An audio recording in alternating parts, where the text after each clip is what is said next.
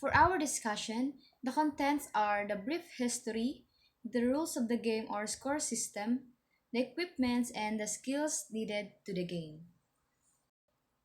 First, what is tennis? Tennis is the standard form of tennis played with the softball on an open court. Tennis, game in which two opposing players, singles or pairs of players, doubles, use totally strong rackets to hit a ball of specified size, weight, and bounce over a net on a rectangular court. Points are awarded to a player or a team whenever the opponent fails to correctly return the ball within the prescribed dimensions of the court.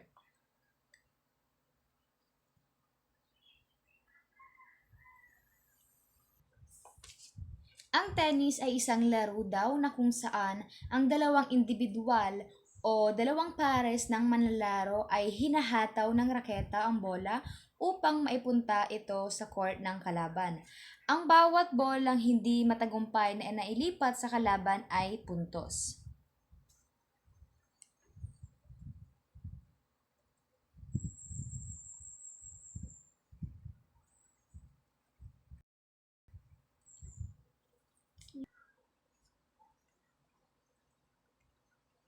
Is the brief history of tennis.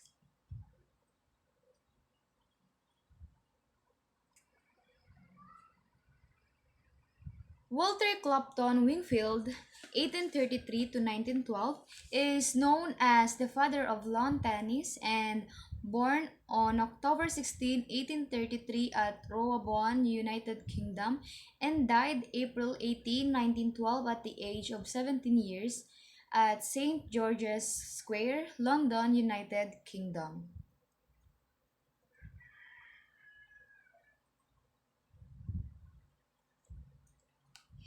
He is also a British Army officer who was one of the pioneers of lawn tennis. Clopton designed the modern of game calling spheristic, derived from the Greek word spyros meaning ball.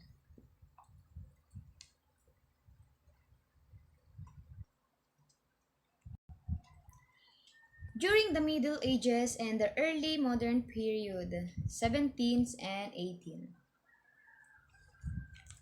There is no one origin of the game of tennis, but it first came to popularity in France in the 11th and 12th centuries when monks in French monasteries played a game called Jeu de Paume or Game of Palm. The game involved hitting a ball with the palm of one's bare hand across a net to an opponent on the other side of a hard indoor court. Ibig sabihin lamang po sa panahong ito, ang larong lawn tennis ay ginagamitan ng ating palad o hinahataw ng ating palad ang bola upang mailipat ito sa kabilang court o sa court ng kalaban. The game tennis gets its name from the French word tennis. The verb meaning is to hold. The original forms of tennis developed in France during the late Middle Ages. The modern form of tennis originated in Birmingham, England in the late 19th century as lawn tennis. The medieval form of tennis is termed as a real tennis, a game that evolved over 3 centuries from earlier ball game played around the 12th century in France that involved hitting a ball with a bare hand and later with a glove. By the 16th century, the glove had become a racket, the game had moved to an enclosed playing area, and the rules had stabilized. Real tennis spread in popularity throughout royalty in Europe. In the 16th century, a racket was introduced the ball instead of using the palm, and the game also began to take on its unique scoring system. The game of tennis gets its name from the word tennis. The verb meaning is to hold.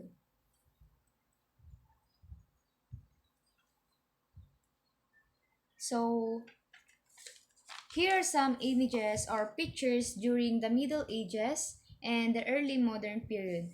The first one is the drawing of lawn tennis court as originally designed by Major Walter Clapton Wingfield in 1874.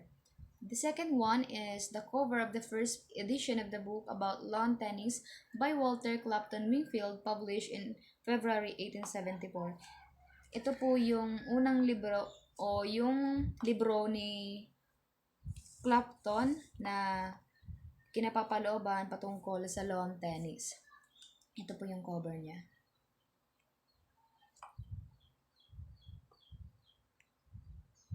Next is the amateur tennis match in Sweden during 1892, and the next is the tennis doubles final at 1896 Olympic Games.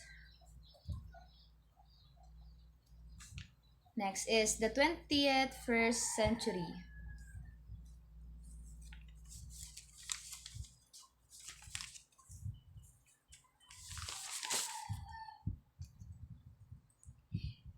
Tennis remains one of the most popular sports for people both play, and over 87 million people worldwide play tennis, and it remains one of the most popular individual sports in the world. Tennis also remains a popular sport played in the modern Olympic Games every 4 years, in which professional players can represent their countries to win medals. The four major tennis championships include the US Open, the Australian Open, Wimbledon, England, and the French Open. When one tennis player wins all the tournament in a year, it is referred to as a Grand Slam. Today, professional tennis players are popular sports celebrities. Books, magazines, and blogs around the world are devoted to the game. Over 1,000 years after its inception in the sports world, tennis had become ingrained in the modern sports culture.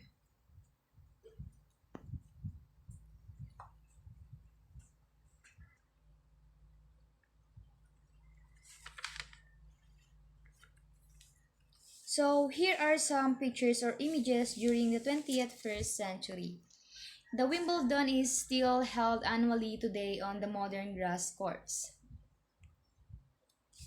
The players on Wimbledon's center court in 2008, a year before the installation of a retractable roof.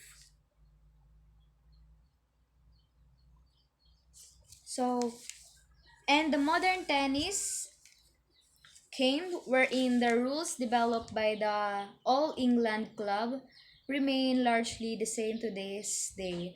The court is rectangular, divided by a net 3.5 feet high. The game can be played one-on-one or single category or two-on-two double category, both men's and women's division. Players use rackets generally made of a light metal strung with synthetic fibers to hit a hollow rubber ball covered in felt. The object of the game is to hit the ball in such that the opponent cannot play a legal return. If a player is unable to return the ball, the opponent is awarded a point.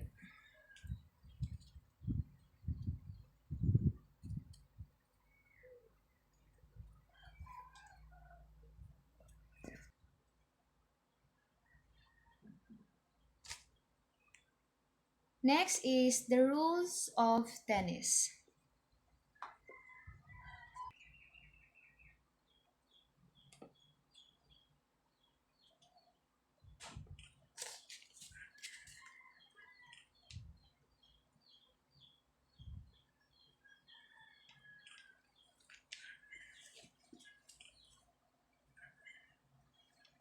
There are four basic ways to win a point of tennis.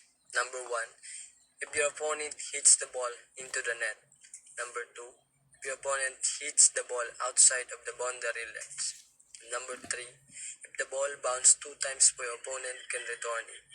And number four, if your opponent hits the ball two times with a racket or attempting one shot. And the fifth has to do is to serve. The person is serving has a handful of responsibilities. First, the person serving must start the game on the right side of the court and serve into the designating area on the other side of the court. Second, Server has two chances to successfully hit the tennis ball in a designating area. This designating area is commonly referred to as service box. Third, must call score at love. Fourth, must say server score before opponent. And fifth, must stand behind the baseline until they make contact with the ball. If the server misses into the first serve, it is a ball. Then again, the second chance hit in the service box. If they miss serve, is called a double fault. And the other player automatically win the point. At this point, the larger highlighted area will be used to one of the player unable to return the ball within the boundary end.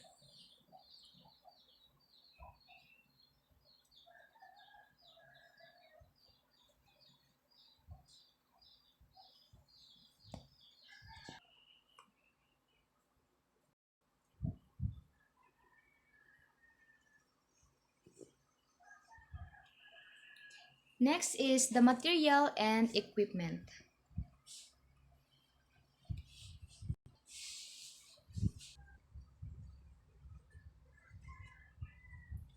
The material and equipment consist of racket, tennis ball, net, tennis shoes, and tennis attire.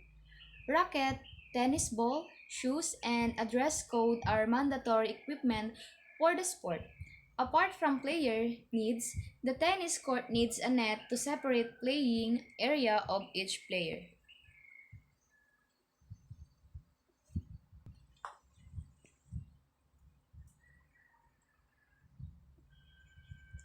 Una ay ang racket. Ang racket ay isang mahalagang kagamitan sa paglalaro ng lawn tennis. Ito ay ginagamit upang hatawin ang bola. Ang mga racket ay karaniwang yari sa materyales tulad ng graphite, fiberglass o carbon fiber. Ang mga racket ay maaari magkaiba sa laki, bigat at disenyo depende sa kagustuhan ng mga manlalaro.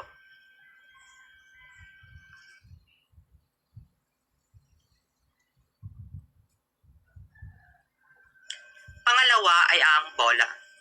Ang mga bola ng tennis ay maliit, bilog at yari sa rubber. Ang mga ito ay dinisenyo upang magkaroon ng tabang tulin at pagka-bounce sa paglalaro. Ang mga bola ay kadalasang may iba't ibang klase depende sa uri ng court na paglalaroan. Mayroong hard court, glass court o clay court. Depende sa kasanayan ng manlalaro. Pangalawa, ang net ay isang lambat na nakakahabaginan ng court sa gitna. Ito ay nakakabit sa mga poste at naghiwalay sa mga manlalaro. Ang taas ng net ay tinakda sa mga patakaran ng laro.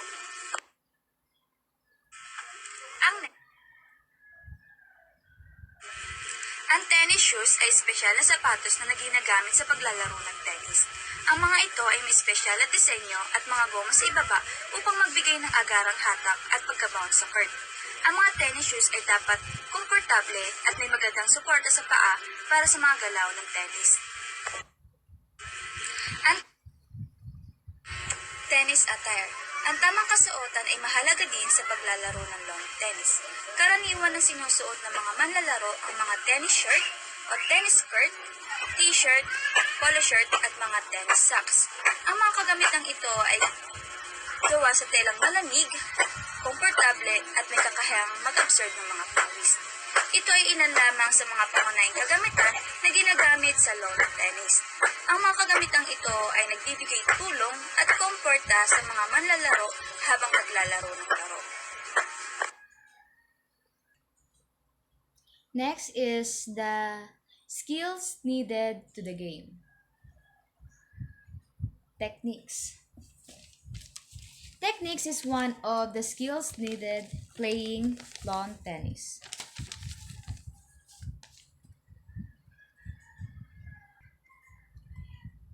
Technique is the ability to perform a physical task whereas skill is the ability to perform a task in a game. Technique is one of the greatest indicators for sports injury. Poor techniques leads to higher injury rates, especially overuse injuries. Good technique, on the other hand, protects against injury and produces a better performance. Someone with good technique is biomechanically efficient.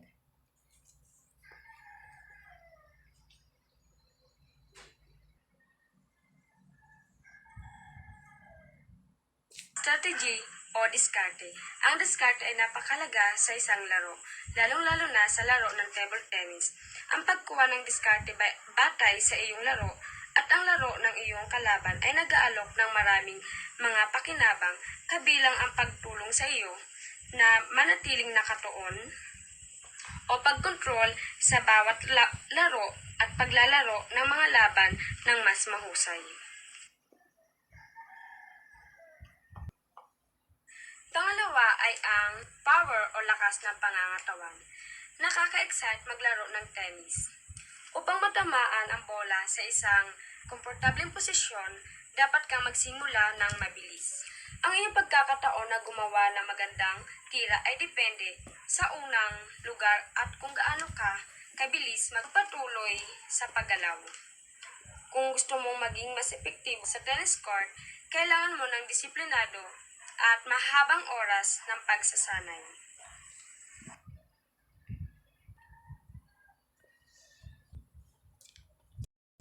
Footwork or speed or agility. Footwork is the true way to prepare for a shot and allows the player to be in a position to follow through with form and technique. Tennis is a game of a constant movement. Even when a ball is close to you, the right footwork can help you balance correctly for the right shot. Footwork is important, lalong-lalo na kung tayo ay maglalaro gamit ang ating mga paa. Isa sa mga kagamitan upang ma-improve ang ating footwork ay ang pagsagawa ng ladder drills. Ito ay nakakatulong sa atin upang mabigyan at magkaroon tayo ng tamang footworks sa paglalaro.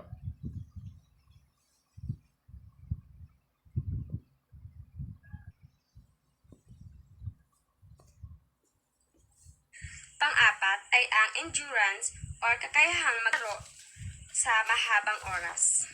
Dito naman ay maaaring maging hadlang ang mabilis na pagkapagod ng isang malalaro sa oras ng kanyang laban.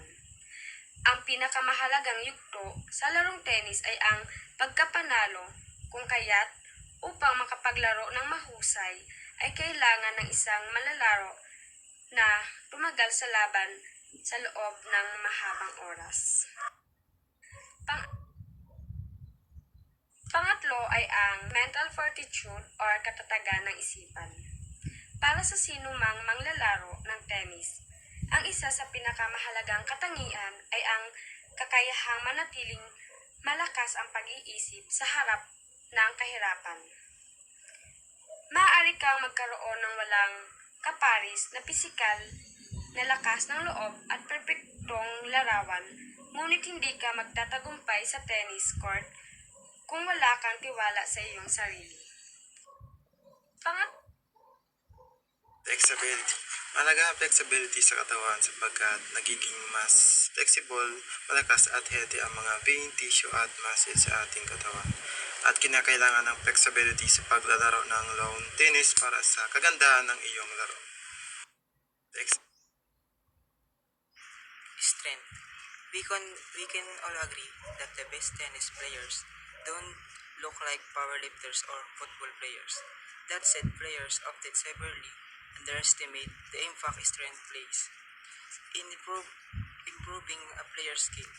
Dr. Mark Bokas explained that while flexibility is very important, a muscle that is not strong enough and overestimate can cause injury. The stronger you are, the more you will develop your speed and power from your base of strength. strength.